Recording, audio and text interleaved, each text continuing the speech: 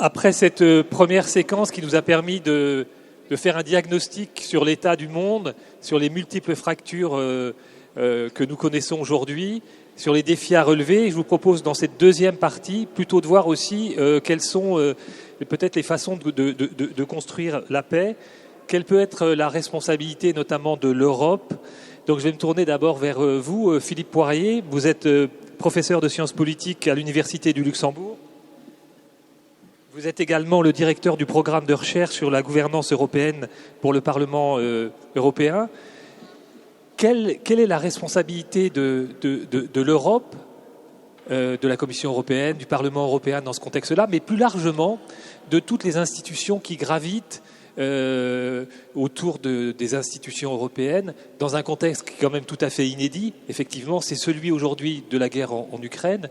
On a vu au moment du Covid comment l'Europe, qu'on trouvait trop lente, trop passive, avait été capable de réagir. On a vu aussi que l'Europe avait été capable d'être solidaire de l'Ukraine.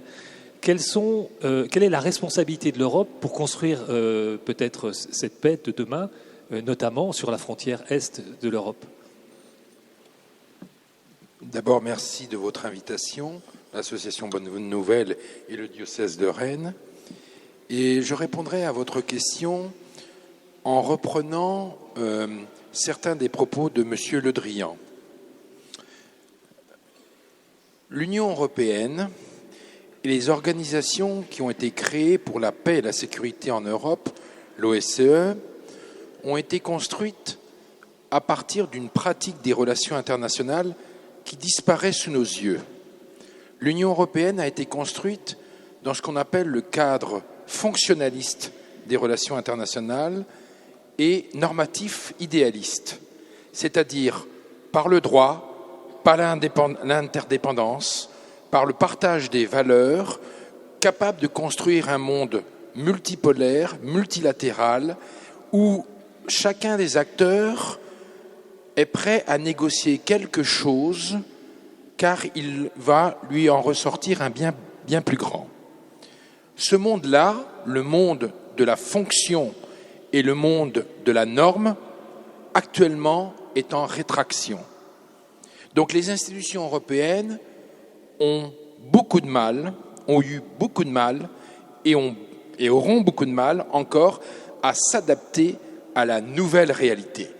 Et quelle est cette nouvelle réalité ou cette nouvelle pratique des relations internationales ? Eh bien, malheureusement, ces deux pratiques sont la pratique réaliste et la pratique hégémonique, ce que M. Le Drian a appelé la nostalgie des empires. La pratique réaliste, c'est quoi ? C'est ne pas accepter le compromis, la concession. C'est c'est vouloir absolument défendre son intérêt jusqu'au bout, jusqu'à l'absolu. Or, l'Union européenne n'a pas été construite de cette manière-là, puisqu'elle est construite justement sur le principe de la concession, du consensus, de trouver des solutions communes et de solidarité. Donc il va falloir que l'Union européenne passe à un niveau supérieur. Elle a déjà, des armes dans ses traités, parce que si nous sommes confondus depuis la fin de l'Union soviétique dans une idée d'une paix perpétuelle qui n'a jamais eu lieu, comme l'a rappelé le général, notamment dans les Balkans, l'Union européenne, c'est dès le traité de Maastricht, on l'oublie, avait dans son traité un pilier portant sur la politique de sécurité commune et qui, à partir de ce pilier, nous a conduit à la réforme du traité de Lisbonne. Et dans le traité de Lisbonne, nous sommes passés à un stade supérieur. Donc l'Union européenne a des outils déjà dans ses traités pour s'adapter à ces nouvelles pratiques des relations internationales. Si ce sont des nouvelles pratiques, ça ne veut pas dire que l'Union européenne doit abandonner les pratiques fonctionnalistes et les pratiques normatives. C'est le risque que nous courons actuellement avec la guerre en Ukraine. Pourquoi ? Parce que, justement, dans une pratique réaliste, il faudrait tout de suite abandonner ou rechercher la paix à tout prix. Ça, c'est l'aspect pratique réaliste, ou l'aspect hégémonique d'une certaine manière. L'Union européenne et les organisations autres, le Conseil de l'Europe, l'OSCE, ne doivent absolument pas abandonner l'aspect pratique normatif et l'aspect fonctionnaliste. Si nous les abandonnons, nous risquons d'être ce que nous ne sommes pas, une puissance affaiblie. Donc la puissance ne peut pas simplement reposer sur la puissance militaire de la sécurité et de défense, ça c'est clair. L'Europe est une puissance d'attractivité par la norme et par la fonction. J'espère que je m'exprime bien de ce point de vue-là. Je vais finir là-dessus pour laisser la parole aux autres intervenants et intervenantes. Je vais vous prendre l'exemple de l'Ukraine, justement. Dans les relations internationales, au-delà de ces 4 pratiques, il y a 3 principes. Le non négociable, le négociable acceptable et l'acceptable. Le non négociable, ce sont les principes normatifs. Nous ne devons pas renoncer au principe de la démocratie, à la valorisation de certaines règles dans le droit international. Or, dans le cas de l'Ukraine, au sein même de l'Europe, où des amis de l'Europe nous poussent à abandonner ou à relativiser ces principes normatifs. Il ne le faut pas. Deuxième élément, le négociable acceptable. Qu'est-ce que le négociable acceptable? C'est d'essayer de refaire partager des intérêts communs aux belligérants. Ils ont des intérêts communs à rechercher la paix. Et là, l'Europe peut jouer ce rôle d'intermédiaire, de recherche d'intérêts communs. Et troisième chose, qu'est-ce qui est acceptable? Ce qui est acceptable, c'est justement que cette paix autour de l'Ukraine ne peut pas être simplement le fait de l'Union européenne. Il faut admettre que nous vivons dans un monde beaucoup plus équilibré, transformé, beaucoup plus avec d'autres acteurs, et nous aurions tout intérêt, et c'est curieux de dire cela, une Europe est forte si elle apprend aussi à décentrer son regard d'elle-même et à construire des coalitions autour de la paix en Ukraine avec des acteurs qui n'ont pas directement maille à partir dans le conflit, par exemple des pays qui sont dépendants du blé, comme l'Égypte, les amener sur le terrain de la négociation de la paix avec l'Europe, avec l'Union européenne. Voilà en guise d'introduction. Je vais me tourner vers Jean-Yves Le Drian avec sa double expérience de ministre de la Défense et de ministre des Affaires étrangères. L'Europe a su rester solidaire pour rester dans le cadre de ce conflit en Ukraine. Mais on voit quand même qu'il y a des lignes de fracture. On a évidemment beaucoup parlé de la Hongrie, mais il y a aussi des regards peut-être un peu différents sur ces questions-là entre l'Allemagne et la France. Comment est-ce que l'Europe peut rester maintenir une cohésion et donc contribuer à la paix aujourd'hui en Ukraine? Je crois que l'Europe est face à son destin. L'Europe est face à son destin.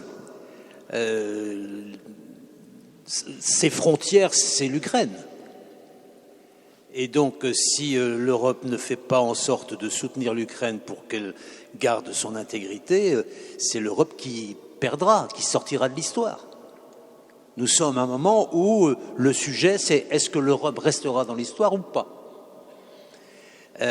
Si elle se disloque, alors elle va s'émietter.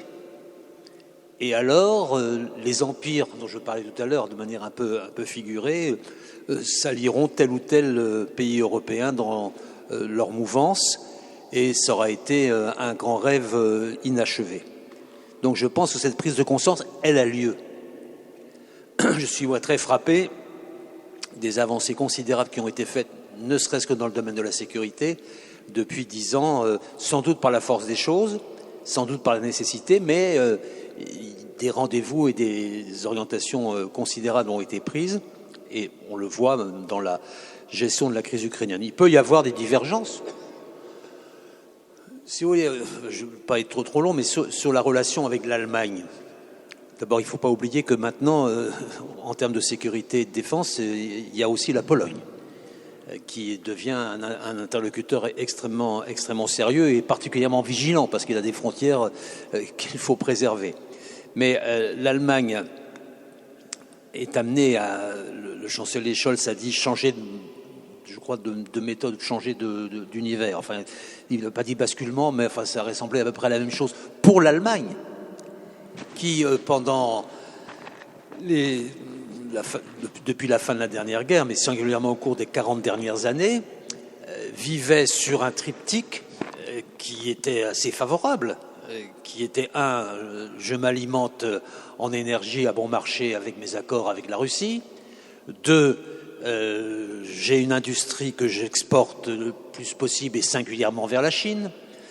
Et 3, je me protège au niveau de ma sécurité sous le parapluie américain. Et brutalement, les 3 éléments qui constituaient, disons, la logique stratégique de l'Allemagne tombent brutalement. Et il faut donc qu'elle se remette de ces 3 difficultés en même temps, avec en plus, on parle des situations politiques de tel ou tel pays, mais avec une situation politique particulière, puisque c'est en plus 3 composantes politiques différentes qui n'ont peut-être pas le même point de vue sur les 3 sujets que je viens d'évoquer. Je trouve que cet effort-là est important. Et il faut absolument faire en sorte que le couple franco-allemand tienne le coup dans cette affaire. Je crois que ça va être le cas, même s'il y a eu à un moment donné un peu d'urticaire, ce qui est normal, je crois, dans l'évolution des relations, mais qui permet de sortir par le haut d'une situation. Je pense que sur les questions de sécurité et de défense en particulier, l'Allemagne a déjà beaucoup bougé par rapport à la mise en œuvre d'un budget de défense et par rapport aussi à la coopération que l'on peut faire avec eux sur un certain nombre de projets capacitaires. Je pense en particulier aux chars, sur lesquels il vient d'y avoir un accord et c'est tout à fait positif. Donc, moi je suis confiant sur la suite, parce que la prise de conscience des Européens, par les Européens, de leur destin collectif n'a jamais été aussi fort. Je rajoute un point, et après je me tais. Il faut regarder d'assez près la manière dont va évoluer le Royaume-Uni. Parce que là aussi, il va y avoir un changement de donne.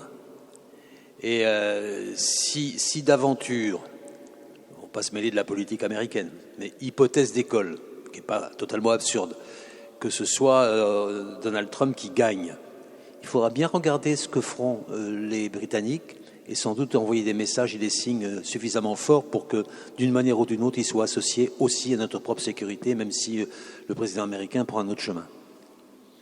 Merci. Je vais donner le micro à Mario Giraud sur le... Oui. Toujours pour rester sur l'Ukraine, parce que ce qui fait votre originalité, c'est votre présence en fait un peu partout dans le monde. Et vous me disiez tout à l'heure que vous êtes présent notamment en Ukraine, dans la région, dans plusieurs villes, dans l'est de l'Ukraine à Kharkiv. Comment est-ce que vous travaillez aujourd'hui en Ukraine? Comment est-ce que vous anticipez justement cette construction de la paix et quelles sont les conditions nécessaires pour y parvenir? Il faut se dire que Sant'Egidio Ukraine existe depuis 1991. Ce sont des Ukrainiens qui font partie de la communauté, qui sont là depuis très longtemps. D'ailleurs, il y a Sant'Egidio aussi à Moscou. Et on a monté la plus grande opération humanitaire de l'histoire de 55 ans d'histoire de Sant'Egidio en Ukraine, avec quelque chose comme 30 millions d'euros. En médicaments, prothèses, tout ce qui sert pour les hôpitaux. Et ça, c'est un ravitaillement continu. Abri pour les familles, parce qu'il n'y a plus de maisons, vous voyez les images. Tout un travail d'assistance pour les enfants seuls et adolescents aussi, qui sont restés sans famille, sans parents, réfugiés internes, et puis beaucoup nourriture. Il y a un manque énorme. Et c'est un travail courageux. D'ailleurs, un des sièges de Sant'Egidio a été aussi bombardé pendant la guerre.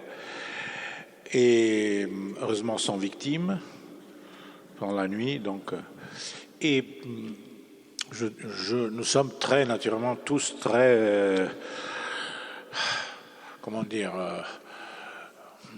en admiration du courage de ces jeunes adultes qui travaillent, qui servent les pauvres aussi dans une situation de guerre, qui ont choisi de ne pas quitter leur pays, beaucoup de femmes et de filles qui sont restées, etc.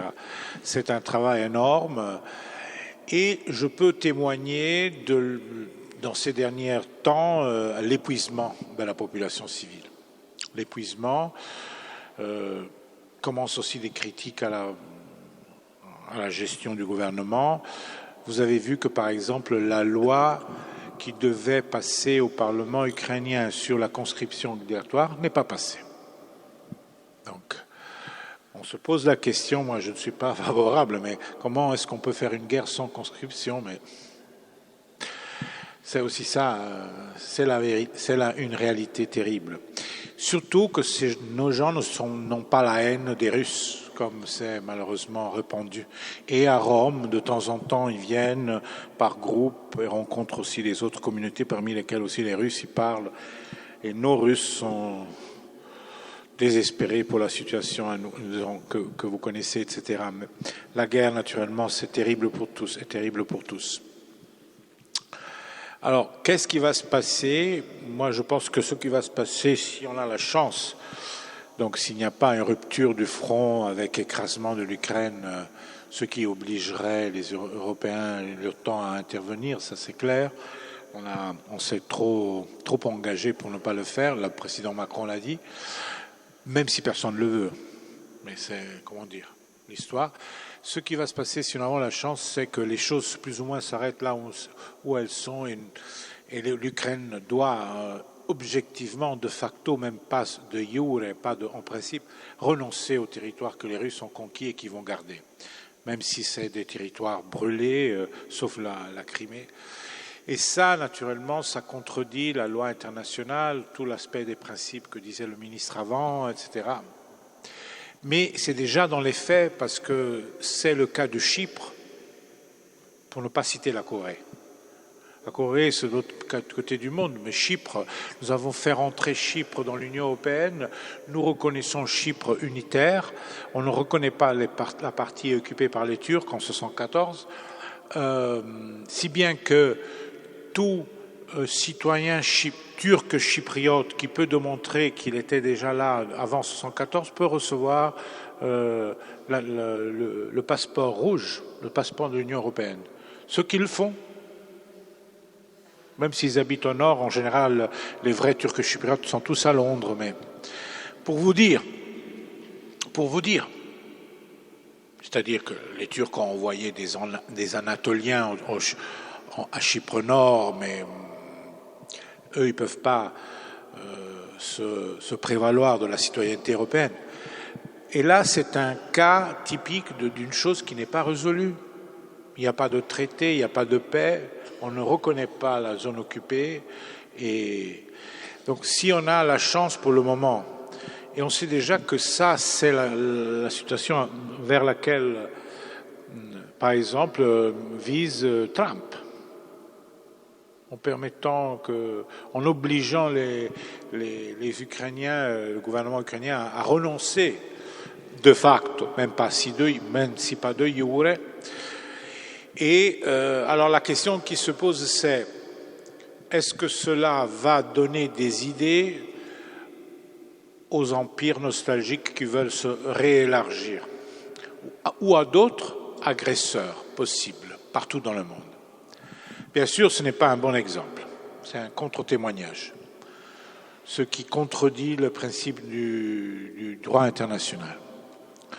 Moi, je me rappelle, quand j'étais comme Sant'Egidio en train de négocier au Kosovo avant la guerre de 99, que les Russes nous disaient, si vous allez reconnaître, tout de suite après la guerre, si vous allez reconnaître le Kosovo, nous allons le faire pour la Crimée. Ils l'ont fait, 20 ans après, mais ils l'ont fait.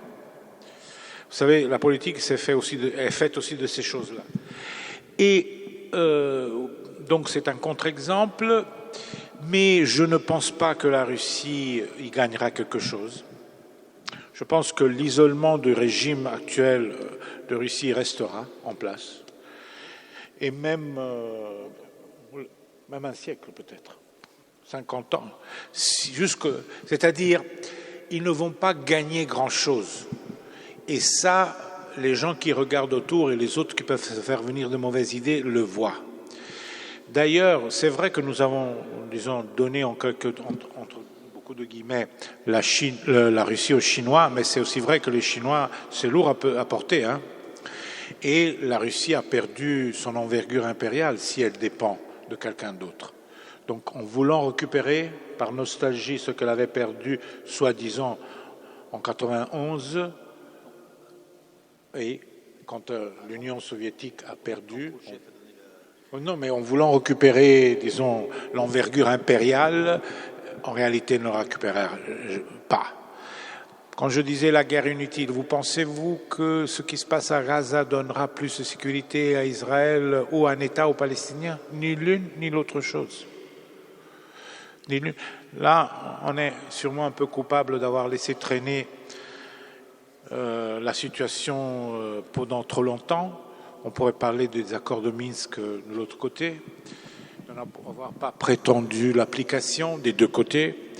Et là, la leçon historique, c'est qu'il n'y a pas de conflit congelé. On ne peut pas miser sur le temps qui soigne toutes les blessures si on n'a pas une politique étrangère qui vise à résoudre les crises, même les petites. Regardez l'Arménie. 1994, les Arméniens occupent le Nagorno-Karabakh, occupent 20% du territoire azéri. Ils s'installent, ils ne veulent plus négocier, les Azéris aussi sont très difficiles, il n'y a pas de négociation. En 2020, la guerre éclate soudainement et 30 ans après, le Karabakh n'existe plus. Est-ce qu'on a laissé trop traîner? Oui, il fallait obliger les uns et les autres à se mettre d'accord. Il n'y a pas de conflits congelés, c'est des conflits qui attendent de réexploser. Merci. Je vais me tourner vers le général Pichon. Est-ce que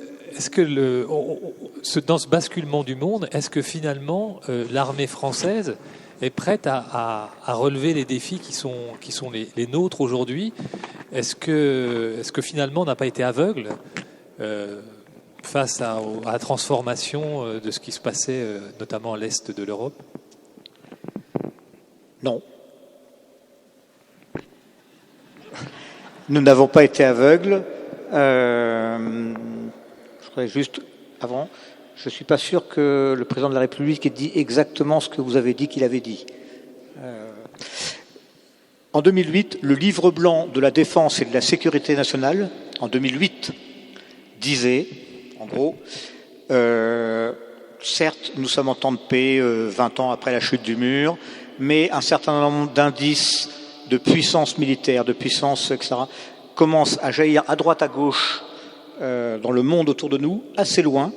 Donc, nous allons acheter des jumelles, monter les services de renseignement, monter le cyber, etc., et dissoudre des unités militaires comme les bases aériennes, les bateaux ou des régiments. 2008. Et on crée au passage une sécurité nationale, c'est le livre blanc de la défense et de la sécurité nationale, parce qu'on voit, sans copier la sécurité nationale des Américains, on invente un concept de sécurité nationale en disant, et même chez nous, on a un sujet peut-être de sécurité au sens large. 2008.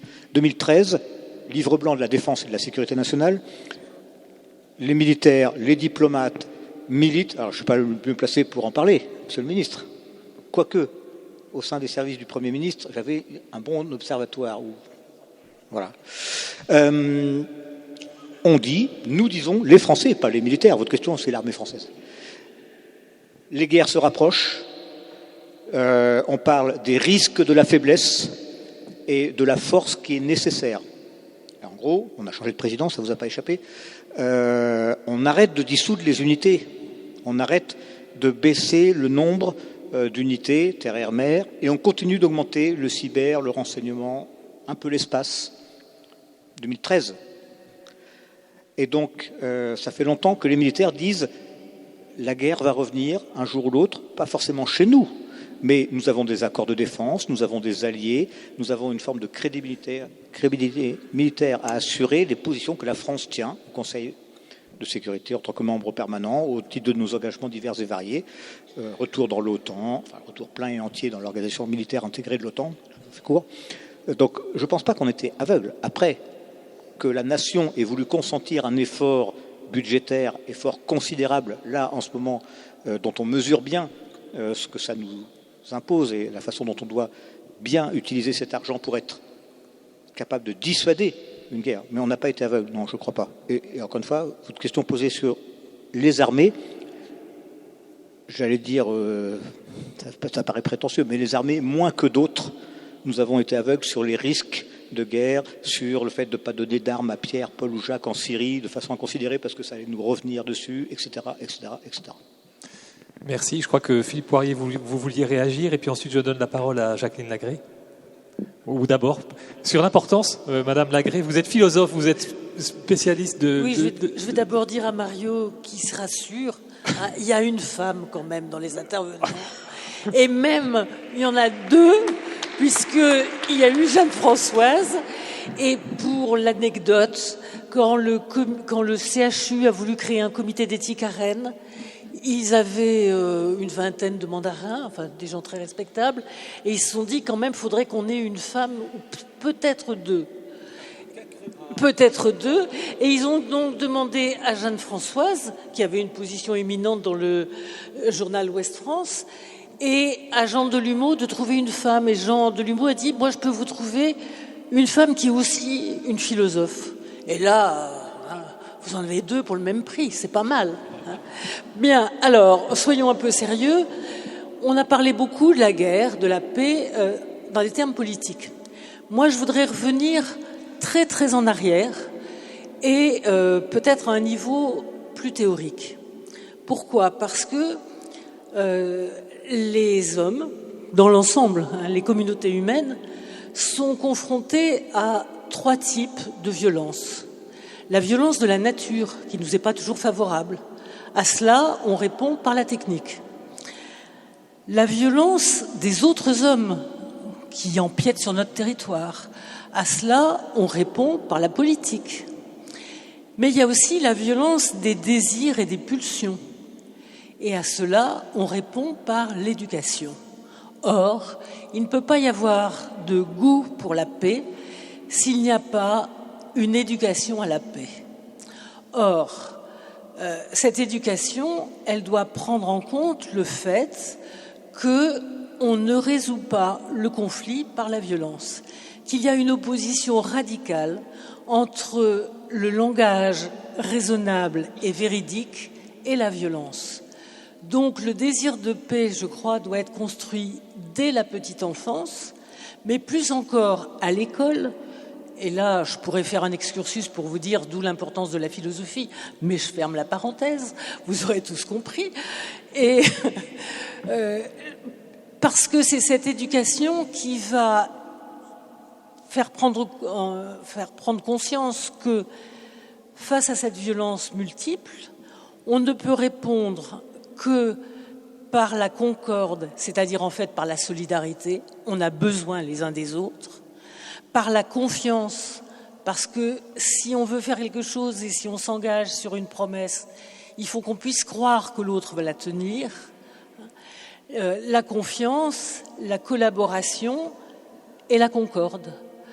Donc, évidemment, je laisse à d'autres bien plus compétents le soin de régler par voie diplomatique le chemin de la paix, mais je peux dire que ce dont je suis le plus fier dans ma longue expérience de professeur de philosophie ou de médiateur à l'université ou de membre du comité d'éthique, c'est d'avoir pu permettre à des personnes intelligentes, braves, mais menées comme tout le monde par leurs préjugés, leurs opinions, leurs pulsions, de comprendre que si on s'arrêtait un peu, et puis si on prenait le temps d'écouter l'autre, même un petit moment, et puis de lui répondre et de repenser ses propres convictions en fonction de ce qu'on a entendu de l'autre, on aurait fait un grand pas vers la paix. Et ça, chacun d'entre nous est capable de le faire là où il vit. On n'est pas des politiques. Je ne serai jamais ministre des Affaires étrangères, je ne regrette pas d'ailleurs, hein. Oui, ça va. Mais je trouve que la grandeur de mon métier, c'est d'avoir, et ça je l'exerce encore, c'est d'avoir appris à des gens à réfléchir ensemble, paisiblement. Voilà, ça me suffit. Merci Madame Lagré.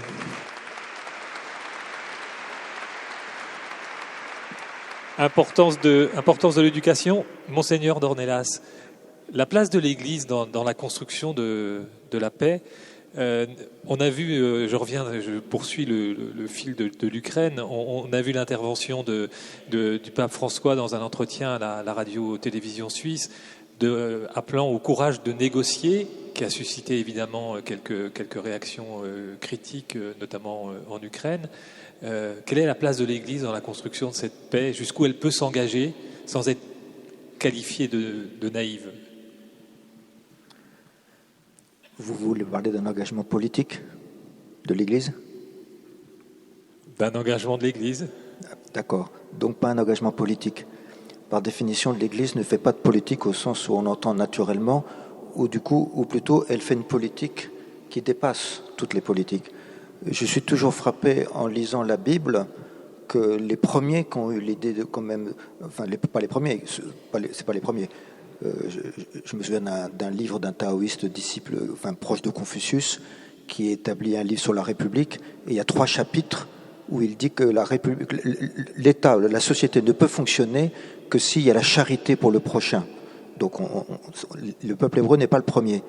Mais quand même, je suis frappé de voir que le peuple hébreu, que le plus petit peuple que porte la terre par rapport au peuple égyptien, le peuple syrien et le peuple babylonien, soit un peuple qui invente l'espérance de la paix. C'est très impressionnant quand le livre d'Isaïe commence par le prince de la paix et se termine au chapitre 66 par la paix qui viendra comme un fleuve. Voilà, la paix viendra comme un fleuve. Alors, ou bien c'est des naïfs, et l'Église étant héritière d'Israël, du peuple d'Israël, pas de l'État d'Israël, du peuple d'Israël, ou bien l'Église partage cette naïveté, la paix viendra comme un fleuve, il y a un prince de la paix parmi nous, ou au contraire, l'Église est convaincue qu'il y a plus d'hommes et de femmes, peut-être par l'éducation, peut-être tout simplement parce qu'ils écoutent leur conscience et ils s'écoutent les uns les autres, ils arrivent, comme dit Mme Lagré, à parler paisiblement ensemble dans leurs différences pour chercher ensemble un chemin. C'est là où je pense beaucoup à l'éthique du dialogue, qui est bien plus forte que l'éthique de la discussion. Peut-être. En tout cas, je constate qu'il y a beaucoup d'hommes et de femmes pour qui la paix a du prix. La paix est sérieuse. Ça vaut le coup de donner sa vie pour la paix. Ça vaut le coup de risquer sa propre vie pour la paix. Et d'où ça vient? Personnellement, l'Église catholique continuera inlassablement, quels que soient les soubresauts de l'histoire, parfois des soubresauts dramatiques, et peut-être qu'on s'approche de soubresauts qu'on n'a jamais connus. L'Église continuera infailliblement, me semble-t-il, à travailler pour la paix. Pourquoi? Parce que la paix, c'est toujours quelque chose qui se fait, qui se fabrique. Heureux les artisans de paix. Donc la paix, ça se fabrique. Et deuxièmement, il y a quelqu'un qui nous aide à cette paix. La paix est la conjonction du divin, du prince de la paix, de Dieu lui-même, qui fait advenir le désir de paix, qui fait advenir le cœur en paix, et le travail des hommes et des femmes qui ont le cœur en paix pour la paix. Je termine en disant simplement cette affirmation que j'ai entendue quand j'étais étudiant en théologie en Suisse, à Fribourg, sur la colline qui s'appelle la colline de la Miséricorde. C'est pour ça qu'on peut avoir tous les diplômes gratuitement, si je peux dire, sans travailler, sur la colline de la Miséricorde. Et ce professeur de théologie qui a été exfiltré du Brésil à cause de la dictature brésilienne, c'est un dominicain, il avait fait des reportages sur le succès de la dictature brésilienne. Il avait fait un reportage où il y avait tous les manteaux de fourrure de tous ces gens qui dirigeaient de façon dictatoriale le Brésil, et c'était marqué « Voici les dictateurs ». Voilà, le seul article. Donc, il a fallu l'exfiltrer du Brésil. C'est un homme que je vénère, le père Pinto de Oliveira. Et le père Pinto de Oliveira, en cours, a dit cette chose qui m'a beaucoup frappé, qui est rentrée ici, qui n'est jamais sortie. Il y aura toujours des guerres. l'être humain est ainsi fait qu'il y aura des guerres. Ce n'est pas dramatique qu'il y a des guerres, disait-il. Donc il avait subi la dictature au Brésil. Mais ce qui est dramatique, c'est qu'il y ait des gens qui veulent faire la paix en ayant le cœur en guerre. Et cette phrase m'a beaucoup frappé. Il y a des gens qui veulent faire la paix en ayant le cœur en guerre. Or, quand je lis les béatitudes, je constate que la dernière béatitude, dans l'évangile de saint Matthieu, c'est bienheureux les artisans de paix, mais avant, il faut bienheureux les cœurs purs, avant, bienheureux les miséricordieux, avant, bienheureux les assoiffés de justice, avant, bienheureux ceux qui pleurent, c'est-à-dire ceux qui ne sont pas indifférents à la souffrance des autres, et avant, bienheureux les pauvres, pas ceux qui veulent posséder, les pauvres en esprit. Et il me semble qu'il y a tout ce chemin qui permet de faire en sorte qu'il y ait un cœur en paix qui est capable de travailler pour la paix. Voilà l'espérance de l'Église et le travail, à mon avis, permanent que l'Église essaiera de faire pour que des cœurs en paix travaillent à la paix. Merci, Monseigneur Dornelas.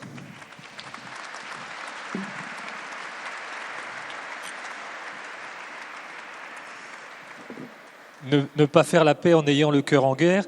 Frère Émile, vous représentez la communauté de Thésée, qui a été créée en 1940 par Frère Roger. Elle était tout proche de la ligne de débarcation. Elle a accueilli des réfugiés, et notamment des réfugiés juifs. Ensuite, elle a repris ses activités après la Seconde Guerre mondiale. La paix a toujours été, la paix et le dialogue ont toujours été au cœur de la communauté de Thésée.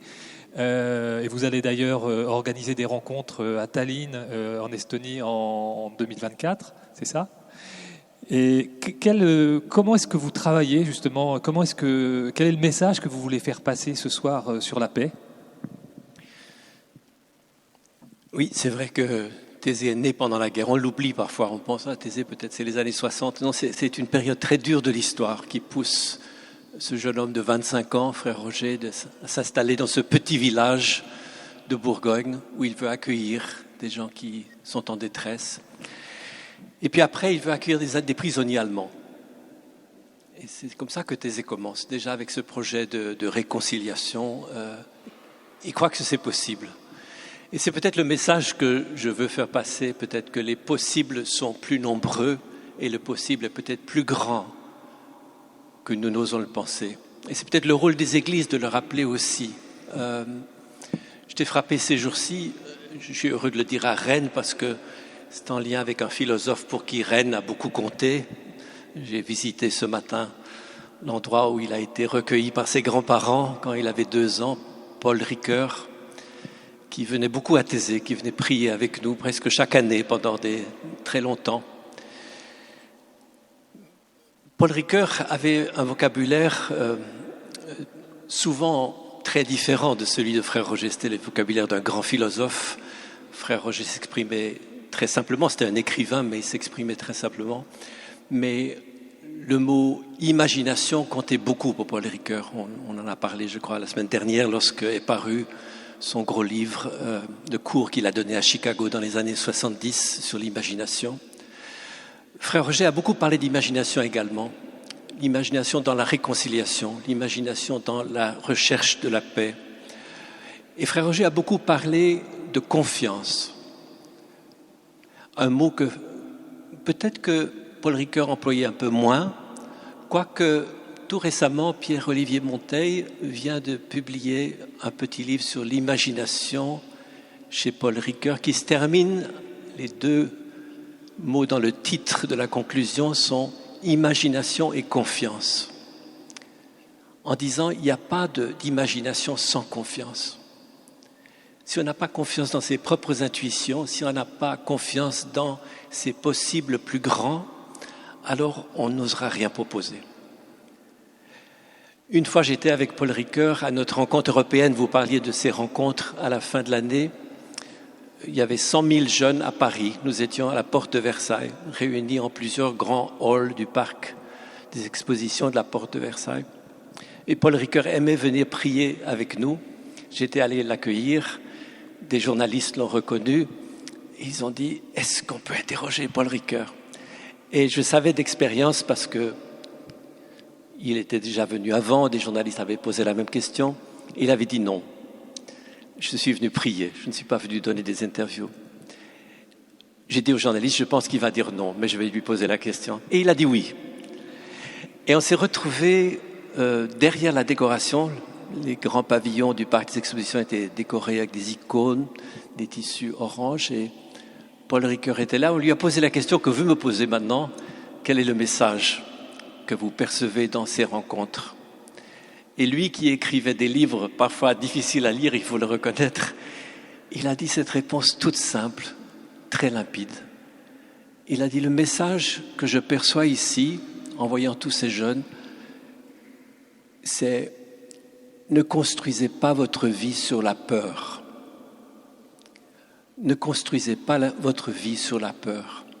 Et je crois que c'est ça, à Thésée, que nous cherchons à faire découvrir à ceux qui viennent, les jeunes qui viennent très nombreux tout au long de l'année, c'est que Dieu nous donne d'autres fondements que la peur, que la méfiance. Monseigneur Tondela a parlé je le traduis comme ça, du goût de la beauté, de la curiosité de l'autre. L'Europe vit un peu de ça, à Thésée aussi, pas seulement l'Europe, il y a des jeunes du monde entier, mais quand un jeune développe le goût de la vie, cette curiosité de l'autre, alors on travaille pour la paix. Et quand il trouve des fondements autres que la peur, là aussi je pense que nous travaillons pour la paix. Notre travail, c'est un peu comme Madame Legreux le dit, c'est en amont, c'est l'éducation à la paix. L'UNESCO avait donné ce prix à Frère Roger d'éducation à la paix, parce que une fois que les armes parlent, qu'est-ce qu'on peut nous? Mais en amont, nous pouvons tous travailler pour préparer les esprits à la paix, trouver une confiance et aider à ce que l'imagination se déploie. Merci beaucoup.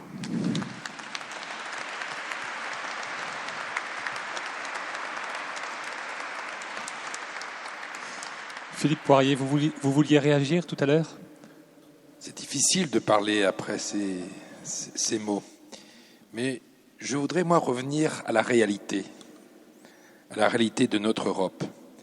Souvent, je dis à mes étudiants, premier cours d'intégration européenne, vous devez lire 4 personnes.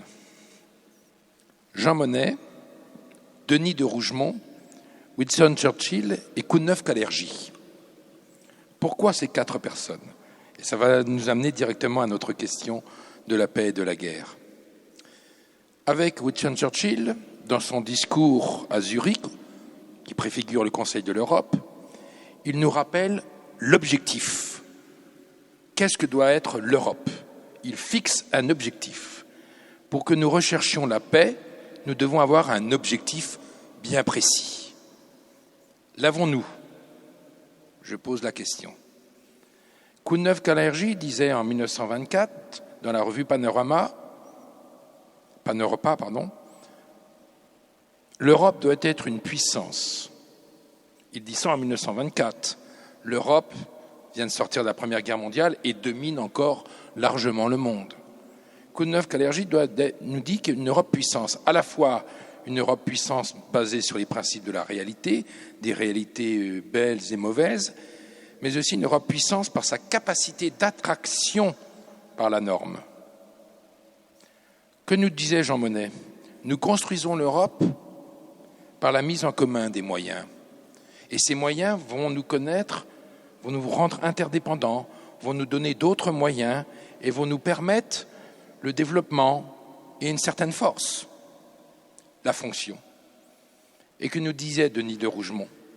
Denis de Rougemont nous dit dans ses ouvrages, le principe de subsidiarité notamment, mais ce n'est pas simplement cela, mais Denis de Rougemont nous rappelle justement 3 principes dans un ouvrage que je vous recommande tous si vous ne l'avez pas lu. L'amour en Occident, Thanatos, Eros, Agapé. Aujourd'hui, les puissances qui nous entourent sont dans Thanatos, la domination, l'écrasement. Nous devons être conscients de cela. Dans Eros, c'est le rapport d'abandon, de l'abandon de sa liberté. Et parfois, nous avons des alliés qui nous sont des Eros, qui ne nous laissent pas la liberté de nous avoir préparés à la guerre ou à notre propre défense. Et puis nous devons rechercher l'essentiel, comme disait Denis de Rougemont, l'agapé. C'est ça l'objectif que devrait être l'Europe. Si nous abandonnons ceci, eh bien nous serons une puissance faible, affaiblie de l'extérieur, et déjà à l'intérieur nous avons des petits Thanatos et des petits Éros. C'est peut-être une pensée de philosophie politique, mais à une portée pratique. Est-ce que l'Union européenne doit être une puissance pratique, tournée vers un objectif? Et c'est curieux de le dire ce soir, mais je le dis souvent au Parlement européen avec nos collègues, c'est triste de le dire, mais c'est peut-être une chance d'avoir eu cette guerre. Pas pour les Ukrainiens, absolument pas, mais pour nous, Européens, parce que nous prenons conscience qu'il nous faut renforcer et promouvoir ce que nous sommes, nos objectifs, notre objectif, nos normes, nos valeurs, et il faut se donner les moyens dans un monde qui n'est plus le monde tel que nous l'avons connu à notre naissance ou dans nos développements. C'est ça l'enjeu. Si nous ne comprenons pas cet enjeu-là, eh bien l'armée russe avancera, l'armée chinoise avancera, et les pays africains, au lieu de suivre les modèles de paix, de liberté, etc., suivront Thanatos.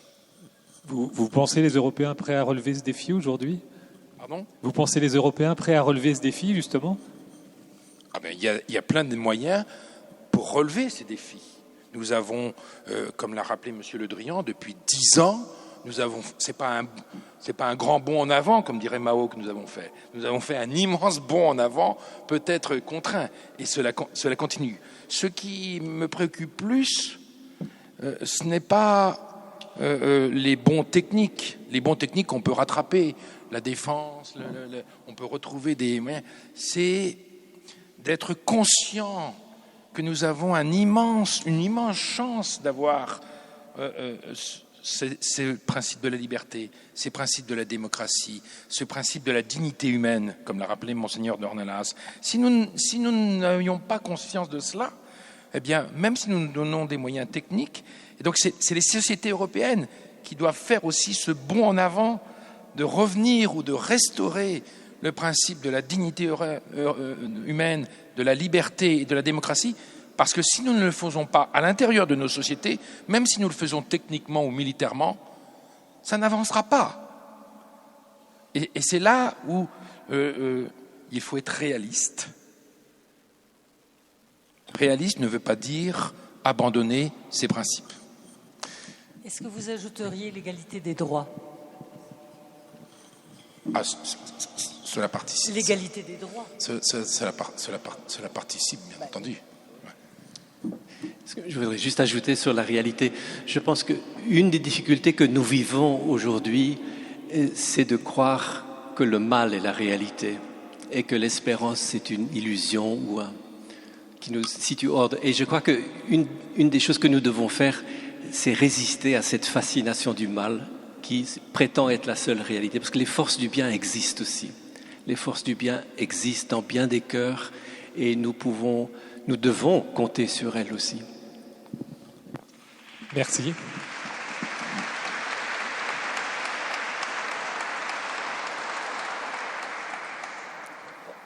On va peut-être vous laisser un temps de questions à la salle. Je suis sûr qu'il y a plein de questions. Est-ce qu'on a un micro? Sinon, moi, je vais passer avec un micro. Est-ce que levez la main, ceux qui ont des questions?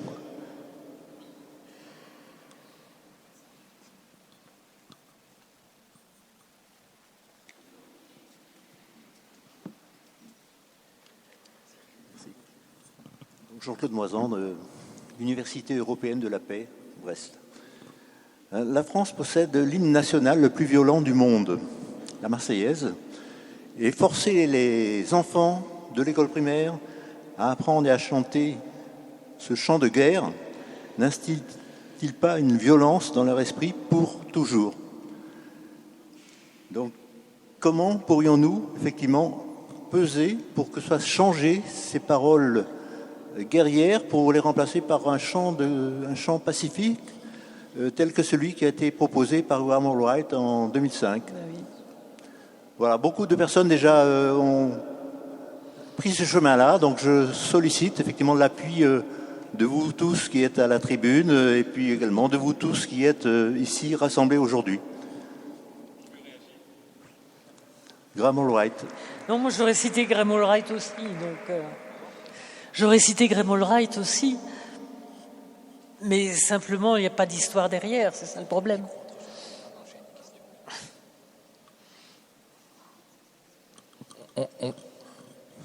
Je ne sais pas s'il faut changer les paroles, mais justement, ce chant témoigne aussi d'une époque et qui peut être mis à distance, justement. Nous n'avons pas besoin de changer les paroles si nous prenons conscience de la mise à distance. Si nous commençons à vouloir tout transformer à ce que nous sommes aujourd'hui ou ce que nous voulons, nous n'allons pas mettre à distance ce qui est bien ou ce qui est mal. Ça ne veut pas dire que le chant soit merveilleux, j'en conviens. Mais n'avons-nous pas peut-être une hiérarchie des choses plus importantes que de transformer l'hymne? Il faut mettre à distance. Bonjour, Emmanuel Roquette. J'avais une question sur les capacités militaires françaises. On a l'impression que ces dernières années, la France a beaucoup misé sur une armée de petite taille, très spécialisée, avec des grosses capacités de projection et avec un matériel très avancé et très cher. Et que le conflit ukrainien révèle qu'en fait, ce qui fait la différence, c'est les drones à $50 et les côtés russes, plutôt un conflit attrition avec beaucoup de matériel et d'hommes.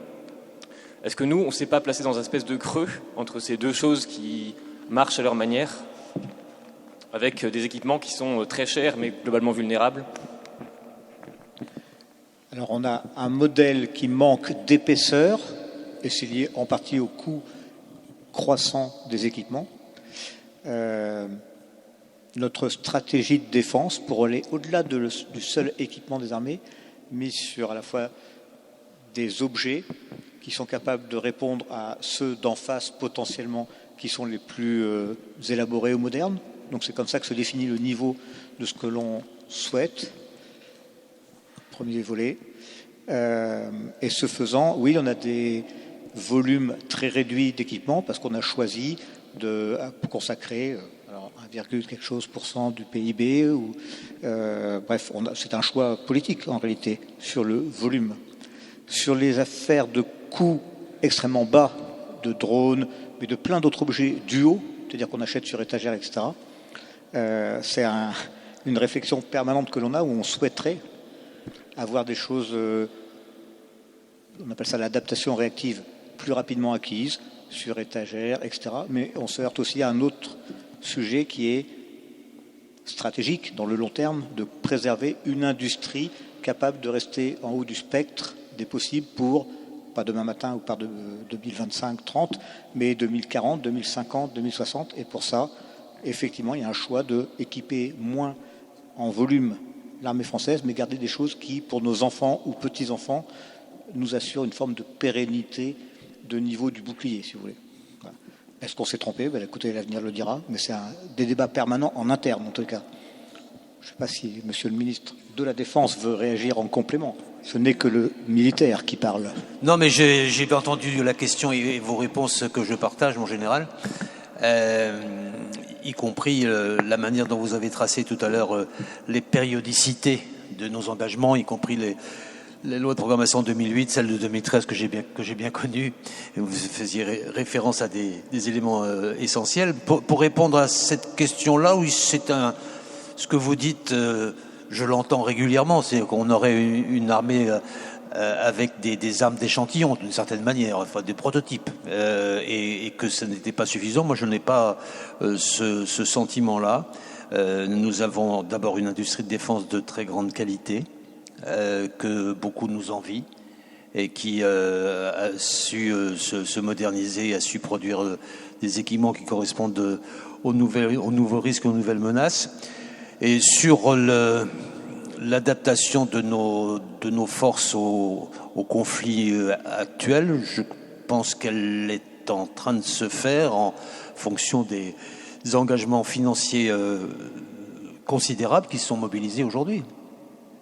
Le budget de la défense va doubler entre le début du quinquennat du président Macron et la fin. Et quand je parle de chiffres que je connais, quand j'étais ministre de la Défense, alors qu'on avait enrayé, vous l'avez rappelé mon général, la partie avantage financier de la paix, dividende de la paix, le budget de la Défense était de 34 milliards. Et aujourd'hui, il est à 44. Donc la France a fait l'effort nécessaire pour contribuer à la nouvelle donne sécuritaire que l'on a en Europe. D'autres pays le font aussi, et c'est nouveau, puisqu'on parlait de l'Allemagne tout à l'heure. L'Allemagne, pendant très longtemps, a dépensé peu pour sa sécurité. Maintenant, il commence à se mobiliser singulièrement, et il faudrait faire en sorte que ça puisse servir aussi les industries de défense européennes. C'est un autre sujet, mais un peu compliqué, mais tout à fait nécessaire dans la nouvelle donne que nous allons avoir. C'est une nouveauté pour l'Allemagne, et il faut la prendre en considération. Et je rajoute que la Pologne est en train de devenir un des pays où les enjeux de défense sont devenus essentiels et auxquels la nation polonaise contribue beaucoup. Je me permets de parler après vous, Monsieur le ministre, de reprendre la parole pour fixer quelques ordres de grandeur de ce qu'est l'armée française, échantillonnaire, pas assez. On construit des équipements, c'est vrai pour un bateau, c'est vrai pour un avion, c'est vrai pour un char, pour 40 ou 50 ans. Donc, évidemment, il est très moderne au moment où là, on fait des rénovations à mi-vie, enfin, peu importe. C'est aussi des formes d'investissement très longs, très coûteux pour la nation, ce qui explique qu'on se trompe. Je peux juste, de fil en aiguille, pour rebondir un peu sur ce que disait Mario, mais avant aussi sur les questions d'équipement de défense. Moi, j'ai le sentiment qu'à chaque conflit, il y a émergence d'innovations techniques et d'outils militaires que l'on n'attendait pas obligatoirement. Les drones. Et là, je vous suggère de réfléchir à cette situation très particulière qui fait que la marine russe est bloquée en mer Noire par une armée ukrainienne qui n'a pas de marine. On est quand même dans une configuration étonnante qui fait que la quasi-totalité de la marine russe qui est en mer Noire, la marine de cette zone-là, je ne parle pas de la mer Baltique, est bloquée en mer Noire et ne peut plus servir parce que les Ukrainiens ont utilisé des techniques spécifiques pour enrayer la capacité d'action de la marine russe qui est bloquée. Je vais revenir sur l'Ukraine par rapport à ce que disait Mario. Tu as envisagé 2 scénarios. Il y en a quand même un troisième. C'est qu'il peut y avoir une percée ukrainienne. Moi, je ne l'exclus pas. Pourquoi ? Parce que l'effort de solidarité capacitaire va commencer à se traduire très concrètement dans le renforcement de l'armée ukrainienne, que les Américains mobilisent ou pas les 60 milliards qui sont encore en réserve dans le vote du Congrès. Ça va se sentir, y compris en termes de formation, y compris dans les dispositifs d'aviation, y compris dans le renforcement du solaire, et que on dit souvent que la Russie a en termes militaires, on dit la profondeur stratégique, je crois, si j'ai pas oublié, que la Russie a plus de profondeur stratégique que l'Ukraine. Oui, en partie, parce qu'il y a plus de monde. C'est vrai que la démographie est plus importante, mais la démographie est aussi, la population est plus importante, mais la démographie est en difficulté. Et que par ailleurs, le fait d'avoir d'envoyer des hommes au front et auquel il faut rajouter le nombre de gens qui sont partis, 500 000, peut-être 1 million de Russes qui ont quitté après le début de la crise, fait que ça affaiblit. Et puis les sanctions finissent par donner des résultats. Et la Chine ne pourra pas compléter ou venir en substitution d'équipements nécessaires. Ils ne le feront pas, d'où l'axe que j'évoquais tout à l'heure avec l'Iran et la Corée du Nord. Donc la Russie va rencontrer des difficultés et la profondeur stratégique peut être aussi du côté de l'Ukraine, parce que la vraie profondeur stratégique de l'Ukraine, c'est l'Europe. Donc je n'exclus pas la troisième hypothèse. Mario me dit que je suis trop optimiste. Bon, mais il faut...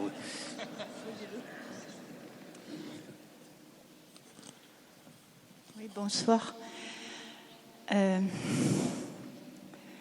Je trouve que moi, je suis venue pour qu'on me parle de la paix et quelles solutions on trouverait, on pouvait voir.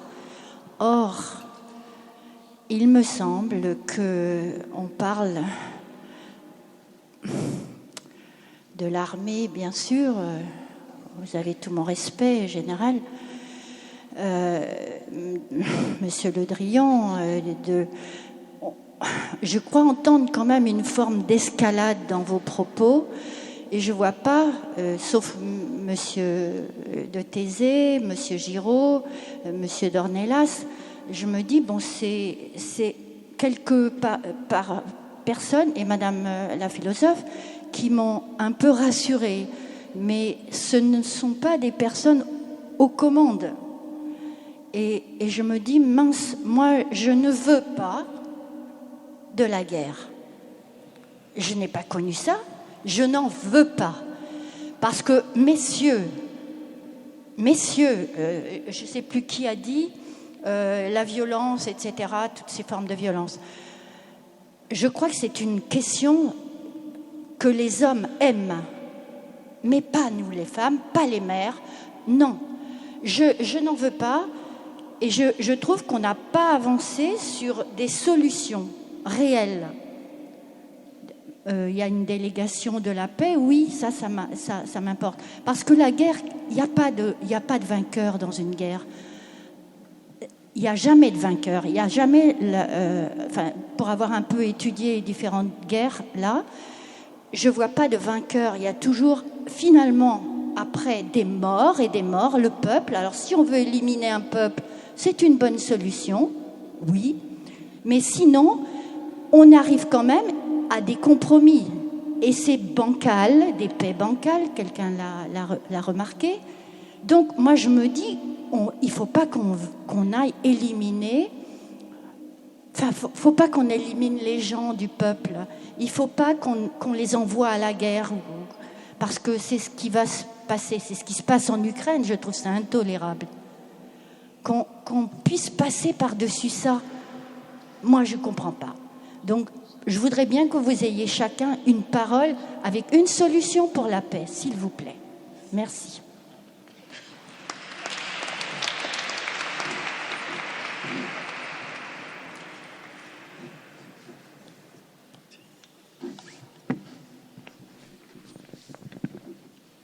Donc c'est le militaire qui va répondre en premier à cette question très importante. Le militaire n'est pas celui qui veut la guerre. Je ne sais pas si les hommes, par rapport aux femmes, sont plus belliqueux, peut-être. Ce que je sais, c'est que le militaire sait ce qu'est la guerre et sait ce qu'est l'horreur de la guerre, plus que d'autres. Donc le plus belliciste n'est pas forcément le militaire. Une fois ceci étant posé, en fait, le parallèle est souvent fait, je ne sais pas s'il est exagéré ou pas par rapport à la situation, vous savez, de 1936-1938, prendre prétexte de la minorité des Sudètes, etc. Mais la faiblesse, pour revenir à ce que j'essayais d'expliquer, n'évite pas forcément la guerre. Et aujourd'hui, on est dans une situation où nous subissons la guerre. Nous ne choisissons pas de faire la guerre, nous subissons la guerre. Et je ne sais pas jusqu'où on va subir l'agressivité de Pierre, Paul ou Jacques, ou Vladimir. Donc il faut quand même dissuader. Après, une solution pour la paix, si vous pensez à l'Ukraine ou à la Russie, moi je suis bien en mal de vous dire il faut faire ceci militairement pour assurer la paix dans peu de temps en Ukraine, notamment, vu les positions prises par les uns et par les autres.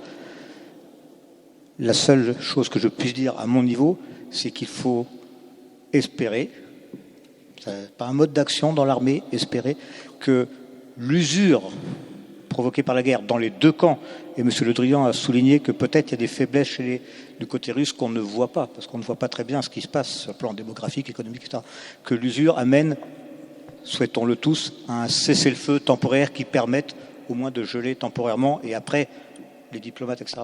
Mais voilà, c'est plus politique que militaire, sauf effondrement d'un côté.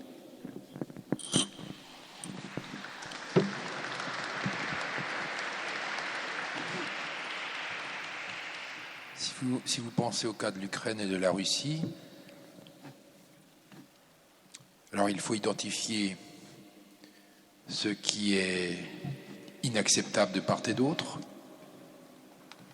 et savoir ce qui est inacceptable pour l'Ukraine et inacceptable pour la Russie. Il faut savoir ce qui est négociable et acceptable. C'est là où est la recherche de la paix. C'est d'identifier ce qui est négociable et acceptable par les belligérants. C'est très difficile. Sauf que la paix pourrait intervenir immédiatement si M. Poutine ou son clan décidait immédiatement de cesser les combats, puisque ce sont eux les agresseurs. Mais l'origine de l'agresseur n'est plus suffisante pour rechercher la paix. Dans tout conflit, et ce sont des spécialistes, ce sont des gens qui ont été en fonction, il y a des choses qu'on peut négocier. Mais alors, qu'est-ce qui est négociable dans le cas de l'Ukraine et de la Russie? Certainement pas les principes de la démocratie, de la liberté, des valeurs, du droit international. Ce n'est pas négociable, ça. Par contre, il peut être négocié certaines choses, comme déjà le meilleur échange des prisonniers, regarder quelques solutions basiques. Après, voilà. Moi, je n'ai aucune solution parce que je n'ai pas prétention à avoir des solutions, mais je répète, il faut identifier ce qui est non négociable et ce qui est négociable et travailler là-dessus. Et ce n'était pas scandaleux ce qu'a proposé le pape François. C'est peut-être mal reçu par les Ukrainiens, c'est même reçu mal par quelqu'un comme moi, mais ce n'est pas scandaleux parce qu'il va beaucoup plus loin déjà que ce que nous pensons. Et je ne le dis pas parce que j'ai à côté de moi Monseigneur Dornelas. Nous devons réfléchir un coup plus loin que le ici et maintenant.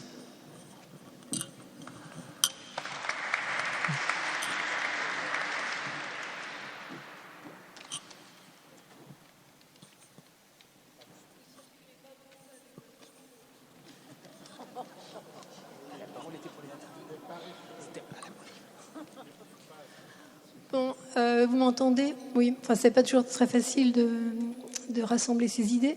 Donc, je voudrais m'adresser particulièrement à Monseigneur Dornelas, parce qu'en fait, nous sommes dans une église et nous ne parlons pas beaucoup de Jésus et du christianisme, et donc nous parlons de philosophie, mais je voudrais savoir qu'il puisse rappeler ce que le Christ nous a donné, si je puis dire, c'est la conscience.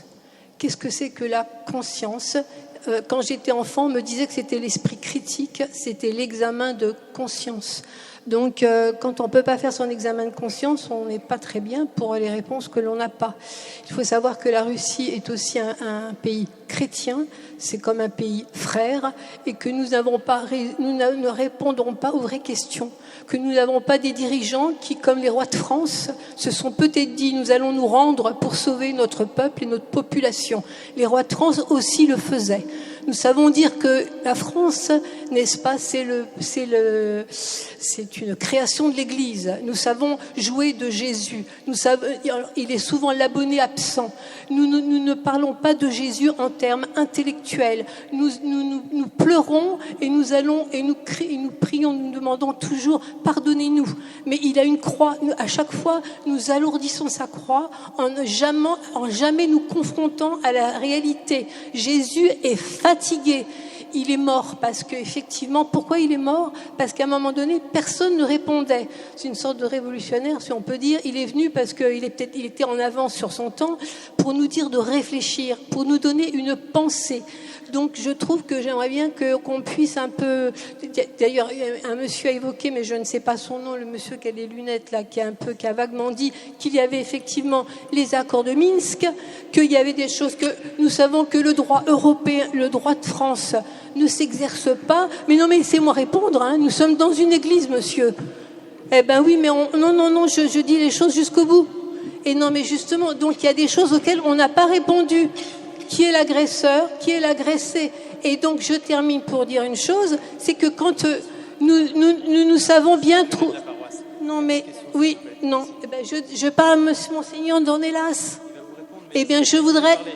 non mais je lui pose la question... Mais pourquoi vous avez peur de moi? Mais est-ce que... ce que je dis ne choque pas? N'a rien de choquant. Donc voilà. Donc il faut bien que j'explique un peu, mais de quoi? Donnez-moi le micro, s'il vous plaît. Merci. Il va vous répondre.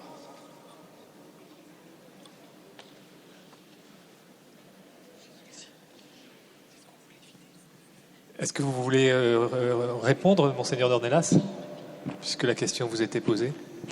Eh bien, j'ai cité le magnifique texte de Jésus, dont Gandhi dit que c'est la plus belle page que l'humanité ait jamais écrite, à savoir les béatitudes. Et il me semble effectivement que ce texte est indépassable sur ce mot tout à fait extraordinaire de Jésus, quand ses disciples s'approchent de lui et qu'ils voient la foule. Bienheureux, vous, les pauvres en esprit, le royaume des cieux est à vous. Bienheureux, vous, les doux, vous obtiendrez la terre promise. Bienheureux, vous qui pleurez, vous serez consolés. Bienheureux, vous qui avez faim et soif de justice, vous serez rassasiés. Bienheureux, vous les miséricordieux, vous obtiendrez miséricorde. Bienheureux, vous les cœurs purs. Bienheureux, vous les artisans de paix, vous serez appelés fils de Dieu. Bienheureux si l'on vous persécute à cause de mon nom. Le royaume des cieux est à vous. Je suis heureux, humblement, de me faire le porte-parole de ce texte, de ces paroles fulgurantes de Jésus. Aussi bien dans cette église qu'ailleurs dans cette église, il n'y aura pas d'artisan de paix s'il n'y a pas de cœur pur, de cœur miséricordieux, de cœur assoiffé de justice, de cœur qui souffre de la souffrance des autres. Et j'ai bien entendu ce cri d'une femme qui crie en disant « Je ne veux pas la guerre ». Dans la Bible,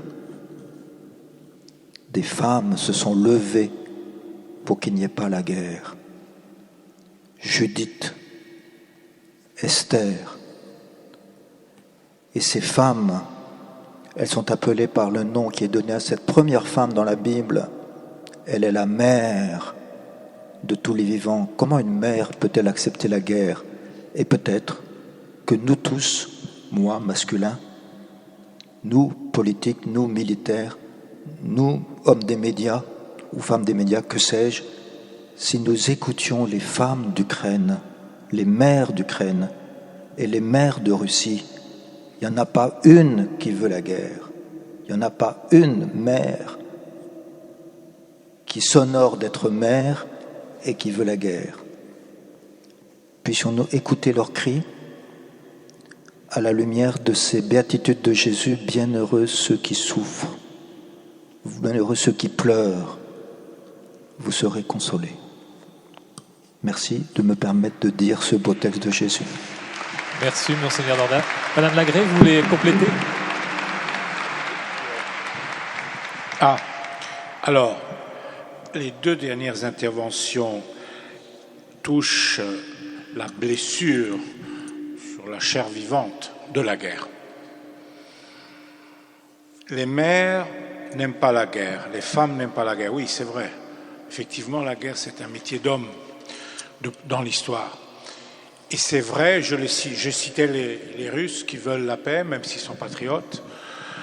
C'est vrai que, comme je citais la prix Nobel, je vous prie de lire les livres de Svetlana Alexievitch, qui, par exemple, sur le livre des femmes et la guerre, il dit clairement que les femmes disent « Nous avions une vision de la guerre », on parle de la Deuxième Guerre mondiale, pour les Russes, la Grande Guerre patriotique, donc un truc beaucoup plus lourd de sens que pour nous. On avait la vision que c'était la Grande Guerre patriotique, mais puis il y avait l'autre côté de la médaille, ça a été aussi une immense horreur. Et ça, c'est les femmes qui le disent. Et sur ça, je dois dire, il y a une supériorité des femmes qui ont une sensibilité en tant que protectrices de la vie. Et on le voit dans toutes les guerres. Aujourd'hui, les hommes en Ukraine sont ou au combat ou cloîtrés dans les maisons parce qu'ils ne veulent pas y aller. Et c'est les femmes qui font tout. Et puis, que dit Jésus devant la guerre? Alors, Jésus ne se range pas. Ça fait scandale. Jésus parle avec les Romains. Judas était un zélote. Une des raisons pour lesquelles il le trahit, c'est aussi ça. Jésus trop faible et ne se range pas. Il ne prend pas parti entre les Romains, colonisateurs, mes ancêtres. On ne choisit pas ses ancêtres. Entre les Romains, colonisateurs, brutaux, qui n'aimaient pas les Juifs, qui n'aimaient pas Israël, parce que c'était un petit peuple toujours qui n'avait pas accepté la Pax Romana. Était toujours en train de se révolter, jusqu'au moment où ils ont détruit Jérusalem, parce qu'ils n'en pouvaient plus. Et à Rome, il y a l'Arche de Tite, avec tout est gravé. Alors, que nous dit cette leçon de Jésus aujourd'hui? Qu'il faut faire attention. Je disais, la guerre n'est pas un outil. La guerre prend vie, on incarne le mal et elle cherche de nous berner. Comment elle va faire? Elle va nous obliger à nous ranger. Qui a tort et qui a raison? Or, du point de vue historique, du point de vue politique, au jour le jour, c'est autre chose, mais du point de vue historique, on le sait. Dans une guerre, tout le monde, toutes les parties ont leur raison, mais en général, personne n'a raison en l'absolu. Même la Deuxième Guerre mondiale, moi je suis de ceux qui pensent que le 6 août 1945 a changé la donne, c'est-à-dire la bombe atomique. Cela signifie qu'on ne gagne pas contre une puissance nucléaire. Point. Mais même si vous me obligez à la reductio ad Hitlerum, c'est-à-dire faire toujours l'exemple d'Hitler, les historiens nous ont expliqué 1000 et 1000 fois, avec des centaines et centaines de bouquins, que ce qui s'est passé en Allemagne dans les années 30 et la chute de la République de Weimar et l'avènement du nazisme dépend beaucoup de Versailles. On le sait. Donc dépend aussi des autres. Ce n'est pas seulement la faute aux Allemands ou à Hitler et à sa clique. Historiquement parlant, bien sûr, personne de nous est du côté des Allemands nazis et personne ne les défend. Seul Karl Barth a fait un discours très beau, théologien, protestant, éminent, super important, suisse, allemand. Fait un discours important sur les Allemands après la guerre, mais là, on n'a pas le temps. Voilà. Non, mais alors, non, c'est pour dire que même devant ce qui se passe en Russie, il faut avoir le courage de dire, oui, en Russie, il y a les chrétiens, il y a beaucoup, et la Russie a été sauvée par ses martyrs, et la Russie est le pays qui a eu, du point de vue chrétien, le plus de martyrs de tous. Ça ne s'efface pas. Notre question, c'est possible que cela ne fait pas ressurgir à l'intérieur du cœur des Russes quelque chose de différent de ce qu'ils sont en train de faire aujourd'hui leurs politiciens et même leurs chefs d'Église. Le nationalisme qui a pris, c'est un drame orthodoxe, parce que les orthodoxes sont des églises-nations. C'est très difficile de se libérer du... Ça, c'est la grandeur d'être catholique. Que nous, au moins, on est universel. Et même si nous nous rangeons du point de vue nationaliste, il y a toujours un pape qui vous rappelle un nom. Et on a dépassé Saint-Augustin. Depuis, on n'est pas resté au 350 après Jésus-Christ, c'est-à-dire les conditions pour qu'une guerre soit juste. Les papes nous ont dit que c'est fini, c'est dépassé. Mais pour arriver à faire un discours qui a une traduction politique, il faut avoir dans son cœur et dans son esprit et dans sa conscience, comme Madame dit, cette idée que c'est la guerre notre ennemi. C'est pas l'agresseur, l'agressé. C'est-à-dire se ranger, c'est utile pour les politiciens dire son avis, mais se ranger du point de vue de conscience, c'est un désastre, parce que la guerre a réussi à nous dévoyer en ce sens-là. Nous devons croire qu'il y a quelque chose après la guerre. Et si nous voulons la paix, il faut la préparer pendant la guerre. Il faut travailler maintenant et jeter toutes les passerelles possibles. On ne peut pas imaginer d'avoir un monde sans Russie demain. Il y a quelques fous qui disent qu'il faut casser la Russie. Nous, on est tous très reconnaissants et respectueux de l'héroïque résistance ukrainienne. Entre nous, si les Ukrainiens n'auraient pas résisté les premières 2 semaines, nous ne les aurions pas aidés. Nous, les Occidentaux, les Européens occidentaux. Nous nous connaissons, nous savons combien nous sommes égoïstes. Mario Giraud. Ouais, attends, je termine. Mais... Non, parce que les deux questions sont... c'est pas... Alors, tu m'as fait perdre le fil, là. Je dis, c'est très important de comprendre que nous sommes très reconnaissants et nous sommes pleins de respect pour leur résistance. Mais nous ne pouvons pas accepter le narratif de la victoire. Il n'y a pas de victoire. Et la victoire n'amène pas la paix, amène la guerre successive.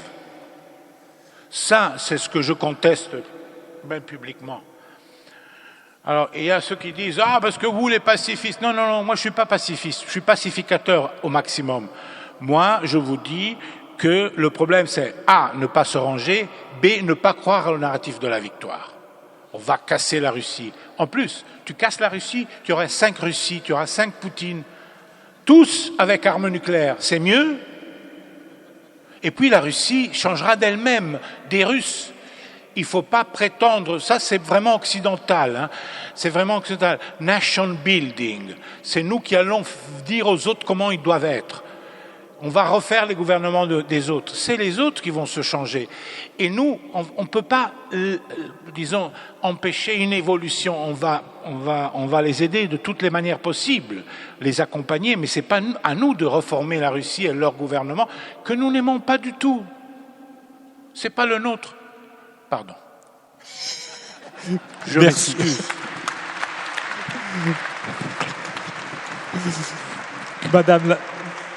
Madame Lagré et peut-être frère Émile pour conclure, si vous le voulez bien.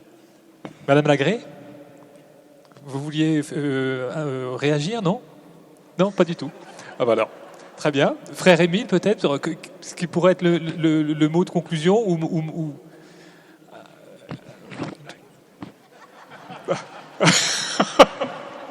Le partage de la parole. Non, je peux simplement dire que j'ai été heureux d'entendre les béatitudes à nouveau. Et la première, nous en avons parlé un tout petit peu hier soir, bienheureux les pauvres en esprit. Et j'ai entendu dans ma vie une explication de cette béatitude qui dit que les pauvres en esprit, c'est ceux qui savent que Dieu est dans le réel.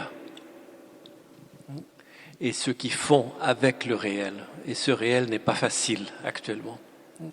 Et il nous est demandé de croire, dans cette période de l'histoire aussi, que le mal n'aura pas le dernier mot. Et nous avons aussi à croire cela d'une façon dynamique et encore une fois peut-être avec cette capacité d'imaginer autre chose que le mal, de croire que cela aussi est vrai. C'est ce que je peux dire. Merci, frère Émile.